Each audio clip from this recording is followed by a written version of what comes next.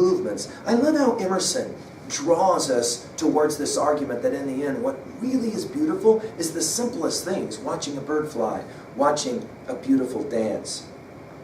By paragraph number 14, he finishes 13 by saying it this way. He says, "To this streaming or flowing belongs the beauty that all circular movement has, as this will remind us of Euclidean geometry, as the circulation of waters, the circulation of the blood, the periodical motion of planets, the annual wave of vegetation, cyclical of seasons, the action and reaction of nature." And if we follow it out, this demand in our thought for an ever onward action is the argument for the immortality. And of course, he's speaking here of the immortality of the soul. It takes us back to our lectures on Plato's Phaedo and the notion of the immortality of the soul. If you look at a circle and you apply that to all of the different parts of nature, it is inevitable that you're going to ask about your own existence, and more particularly your consciousness, your mind, your spirit, your soul. Well, what happens at death? And again, the notion is immortality. By paragraph 14, he says it this way: "One more text from the mythologists is to the same purpose. Beauty rides on a lion. Beauty," he says, "rests on necessities. The line of beauty is the result of perfect economy. The cell of the bee," watch this, is brilliant. "The cell of the bee is built at that angle which gives the most strength with the least wax. The bone or the quill of the bird gives the most alter strength with the least weight. It's the purgation," quote, he says, Michelangelo, quoting Michelangelo, "it's the purgation of superfluities that," Michelangelo said, "is beauty." In other words, everything has its just place. Everything is perfect. By the way, this is why some of us love mathematics so much. There is a beauty in the way in which number comes together, right? By paragraph 15, he says, "Nothing but the true is beautiful," reminding us of Keats and his beauty is truth, truth, beauty, in that two boxes, right? The truth, of course, in the second box, far more than the first box. By paragraph 16, he says, "Beauty lasts." It reminds us of what Yeats says in his Monuments of an Aging Intellect. He even mentions Burns. He says, "Write down some lines of poetry, and if it's beautiful, it's going to last." By the way, Burns will be our volume 6 of the Harvard Classics. We're excited to be there here in a while.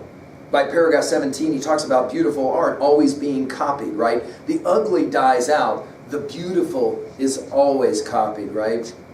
Think about that rebuilding of the Parthenon in Nashville, Tennessee. By the way, for those of you that don't know, you can drive to Tennessee, to Nashville, and you can see the Parthenon rebuilt there instead of going all the way to Athens if you don't have the money or the time. But why is it that certain structures and certain art is copied again and again and again? How many times do you walk in and see, for example, certain paintings, they're over and over again? Why is that? Beauty is attractive to us in that way. By paragraph 18, he says it this way: "The felicities of design in art or in works of nature are shadows or forerunners of that beauty which reaches its perfection in the human form." This is a very Greek idea, right? "All men are its lovers." And again, he uses the word men, but here he's meaning humans. If he was writing today, he would use more gender-inclusive language. So, as we've said before, please forgive, right? "Wherever it goes, it creates joy and hilarity, and everything is permitted to it. It reaches its height in woman." Now, you kind of probably had to guess this was coming. Here is a male writing on beauty. Sooner or later, he's going to get around to women, right? And then he quotes the Mohammedans, is what he calls them. He quotes the Muslims. "To Eve, say the Mohammedans, God gave 2/3 of all beauty. A beautiful woman is a practical poet, taming her savage mate, planting tenderness, hope, and eloquence in all whom she approaches." We think of Lord Byron's "She walks in beauty like the night," don't we, right? We've given a lecture already on that poem. You can run that one down.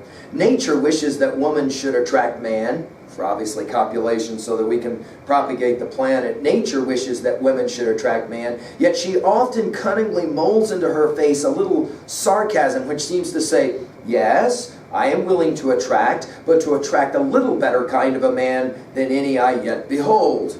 Just, again, Emerson having a bit of fun here as he goes. You knew this was coming, and by paragraph 19, it's there. He's going to mention Helen, of course, the face that launches 1,000 ships and all of that. But he continues by saying, women stand related to beautiful nature around us, and the enamored youth mixes their form with moon and stars, with woods and waters, and the pomp of summer. They heal us of awkwardness by their words and looks. We observe their intellectual influence on the most serious student. What the Greeks considered, of course, the muse, right? And the whole notion that all beauty, as it's related to art, is somehow constructed through the love of the muse, the appreciation of the muse. By paragraph 20, he talks about the human form, and sometimes it struggles to be beautiful. We think, for example, don't we, in Gulliver's Travels, remember when Gulliver ends up in his second journey on that island where everyone is so much bigger than him. It's grotesque because he's seeing everything's amplified. Here, Emerson says that the human form sometimes struggles to be beautiful. We're most often irregular and unsymmetrical, he says. By paragraph 21, he says, we look for beauty and grace. That is the key. Beauty without expression, he says, tires. And we sometimes ask that question, right, when we go to the malls. Why is it that so many of those beautiful models are not smiling? Many have said, if they would smile, that would be an even more beautiful picture of them. It's an interesting debate. By paragraph 22, he says it this way, we love any forms, however ugly, from which great qualities shine. If command, eloquence, art, or invention exist in the most deformed person, all the accidents that usually displease, please, and raise esteem and wonder higher. In other words, he says it this way, great people, they don't have to be beautiful. It was for beauty that the world was actually made, is his argument. By paragraph 23, he's ready to say it this way. The radiance of the human form, though sometimes astonishing, is only a burst of beauty for a few years or a few months at the perfection of youth, and in most rapidly declines. We think about, again, the opening lines of Yeats's Sailing to Byzantium. That is no country for old men, the young in one another's arms, birds in the trees, those dying generations of their song. Youth don't realize that they are dragging a corpse around fastened to a dying animal. He says later, it knows not what it is.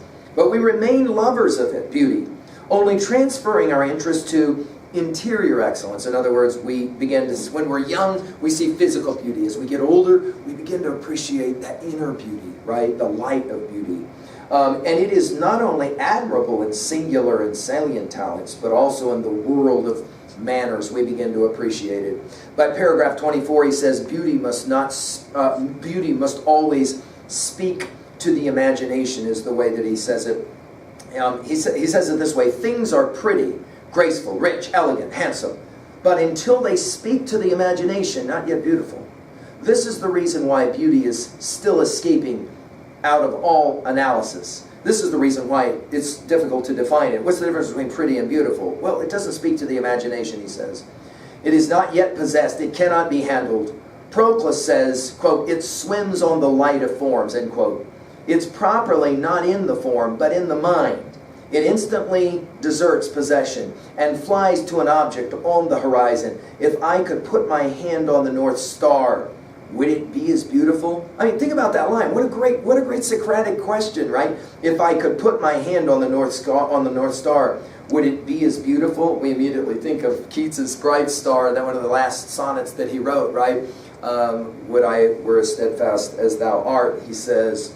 Paragraph 25, if something is functional, it's beautiful. And he gives a great example of this. An old disgusting shoebox can all of a sudden become quite beautiful when it's turned into a jewelry case. Think about that, the ways in which once we start using something, he says it this way, there is a joy in perceiving the representative or symbolic character of a fact, which no bare fact or event can ever give. There are no days in life so memorable as those which vibrated to some stroke of the imagination. And this is why we read great works of literature. This is why we pick up, for example, the Harvard Classics and read them. Because if we can stumble across even one line, right? I mean, even one idea in our study comes to mind immediately of Milton's Paradise Lost and Regained, as we just finished it a few lectures ago. There's one or two lines that just are so powerful and compelling. They make us see things differently, think differently. Paragraph 26, he says, poets love to help us see what's obvious but something we've missed. We think of Shelley's defense of poetry, and more particularly, we think of Shelley's To a Skylark. Go back to that lecture that I gave and listen to the ways in which he makes you think about the song of a bird. Totally different, something we've all heard. And yet after you study that poem, you never hear it quite the same way again. By paragraph 27, he says, a phrase of poetry, it's a great line, plants wings on our shoulders. In other words, there's a moment when you engage in certain kinds of ideas, maybe they're poetic, that makes you kind of think differently and you see the world differently in some way. In the final paragraph, he says it this way, all high beauty has a moral element in it, and I find the antique sculpture as ethical as Marcus Antonius, and the beauty ever in proportion to the depth of thought. Gross and obscure natures, however decorated, seem impure shambles, but character gives splendor to youth and awe to wrinkled skin and gray hairs. What a great line. I mean, even an old person can be beautiful if that old person has character. He finishes with these lines, wherever we begin, thither our steps tend. In other words, we have a tendency to see the things that we are looking for. If you think of the world as an ugly place, you will always see ugly. If you think of the world as a beautiful place, you'll always see beauty. That's his point. An ascent from the joy of a horse in his trappings up to the perception of Newton that the globe on which we ride is only a larger apple falling from a larger tree. What an amazing word picture, right? He joins, I mean, he knows that Newton is the great symbol of science. And yet, how did Newton discover gravity? The falling of an apple. And yet, notice here now the word picture. We all live on a larger apple, namely, of course, the earth, up to the perception of Plato. You knew he was going to finish with Plato, right? That globe and universe are rude and early expressions of an all-dissolving unity. The first stair on the scale to the temple of the mind. Oh, I love the fact that he finishes this essay with the word mind. I love the fact that he capitalizes the word mind. All right, let's finish quickly at 2a. Themes and messages. We've said it already. Let's say it again. All nature, of course, leads to an appreciation of beauty. Of course, virtue as well is synonymous with his understandings of beauty. And then finally, of course, we see what we look for. If you seek beauty, you will find beauty in the world, right? At level 2b and his rhetorical understandings, well, you gotta love his word pictures, right? That kid spitting that plate when everybody was supposed to be looking at the dressed up soldiers in procession. I mean, it's an amazing word picture. Notice his great Socratic questions. If I could put my hand on the North Star, would it be as beautiful? Paragraph 24. The mystery of beauty. That is to say, he's challenging us to embrace the ambiguity. They're not always clean answers to the really tough questions of life, and yet we're somehow attracted to them, aren't we? Finally, notice his love of hyperbole, his exaggeration, right? What is your favorite example of this? I love that line that a great line of poetry gives, wings on our shoulders. I mean, you gotta love his enthusiasm, if nothing else, right? At 3a, how are we going to relate this to other texts and to our world, broadly speaking? Well, we have to say it, obviously. Plato's Republic keeps coming back again and again. Certainly, we've mentioned already Shelley's defense of poetry. You can go back and look at my lectures on Shelley to be reminded that he said that what makes great poets great is that they take the most simple stuff, the stuff you've always seen, and somehow make it new again, right? What is your favorite movie scene that will emphasize this? For me, maybe one of my favorites and one that we love to share, of course, together in 303 is Adrian Brody's 2002 film, The Pianist. Remember that amazing film, such a disturbing film to watch because it tells us again and reminds us again of the horrors of the Holocaust. And yet that final scene when he is playing his piano as Chopin for the SS officer in that broken down rubble building, the horror of the end of the Holocaust and the war at the very end of that film, and the SS soldiers are being driven out, and yet there's this beautiful moment when music allows for the connectivity between the two. It's a compelling moment. And the beauty is there in that moment of that exchange. I'm reminded of a personal anecdote. My son and I, when he was very young, we were traveling in Okinawa in Japan, and we went to that amazing Peace Park where all of those dead from both sides. The American side and the Japanese side are listed, and it's a moving experience. And then there's this kind of temple in the center, and we were inside of that temple, and there was some tables there for folding paper and origami, and I was showing my son how to fold a peace crane, and a Japanese woman came up, and she knew no English, and my Japanese was quite limited, and yet she asked me if I would help her to fold. She didn't know, ironically, she didn't know how to fold one of these, and I was just showing her, and I wasn't talking, I was just doing it. And as I'm doing this, it hits me. My son is standing there, and I'm kind of watching, and it's compelling, because I say to my son, "Hey, notice the power of art, son. Notice that I don't have to be able to talk to her, and yet we're communicating by folding this bird to promote peace." It's a compelling image. Since we're there, and I'm relating this information to myself, you can relate it to yourself. What do you buy his argument? Do you buy Emerson's argument about beauty in this essay? Isn't beauty in the eye of the beholder? Is it relative? Or are there some things that we kind of all understand to be quite remarkable and beautiful, right?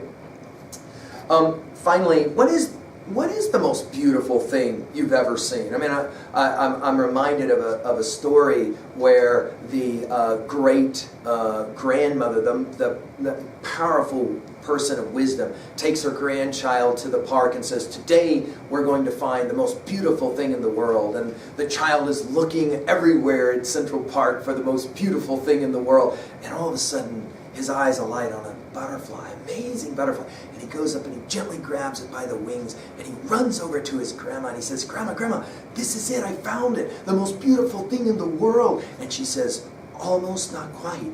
And he kind of goes, "Nuts, I thought I had found it." And she says, "Let it go." And at the moment that he does, and that butterfly's wings open and he flies away, she says, "That is the most beautiful thing in the world." In other words, freedom. And certainly, for all of us, we believe in that notion of freedom. We go back to our comments on Frederick Douglass, for example, and the beautiful sense of freedom that is captured in those final chapters of his narrative, when he begins to realize that the call of his life is to try to share his brilliant insights. And of course, those insights are mainly drawn from his life of pain. What a compelling lesson. Well, this is it for us. There's the lectures from at least the Harvard Classics. I'm going to go ahead and finish some other Emerson essays that are not included in the Harvard Classics as additional lectures. But before we get there, I'm going to finish with the last text in Volume 5, which is English Traits from the 1856 publishing date, when Emerson returned after he had spent some time abroad, and he wanted to talk about the English people. I hope you'll come back to enjoy that lecture. Thank you very much.